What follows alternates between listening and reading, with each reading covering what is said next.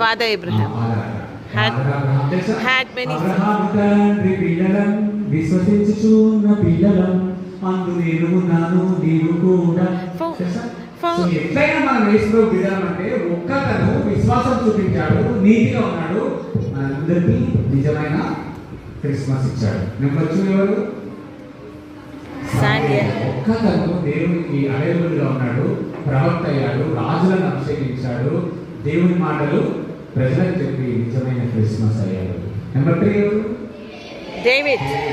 అక్కడ వేల మంది సైనికులు వణికిపోతుంటే ఒక్కడు ముందుకు వచ్చాడు, శత్రువును ఒక్క బుద్ధితో చంపాడు, అందరికీ క్రిస్మస్ చేశాడు. 4 ఎవరు?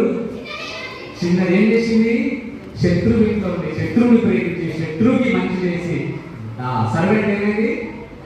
ఆ నయమానికి, ఆ భార్యకి, ఆయన సైన్యానికి క్రిస్మస్ అని ఏంటో చెప్పింది, దేవుని శక్తి చెప్పింది, దేవుని ఉన్నతమైన గుణగణాలను చెప్పింది. 5 ఎవరు? ఇయ్యాలి యేసు బిడ్డలో మనం క్రిస్మస్ అంటే ఏంటో తెలుసా? ఇవ్వడమే. దేవుడే తన ప్రియ కుమారుని మనకి ఇచ్చాడు.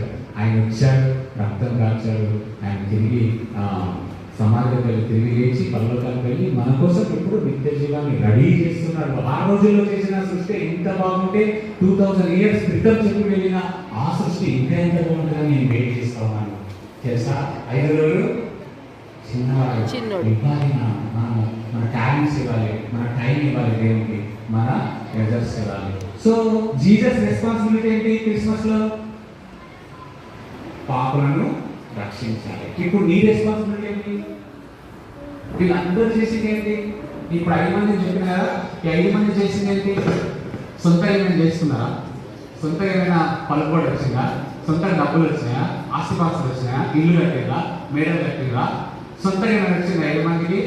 అసలు క్రైస్తవుడు అంటే ఎవరంటే ఇతరులకు మేలుకరంగా సహాయకరంగా ఉండేవాడే క్రైస్తవుడు. ఇతరులకు సహాయకరంగా మేలుకరంగా ఉండేవాడే క్రైస్తవుడు. ఇతరులను ప్రేమించేవాడే క్రైస్తవుడు. ఈరోజు తమ్ముడు చెల్లి, నువ్వు నిజంగా యేసు వీడియో అయితే ఈ చిన్న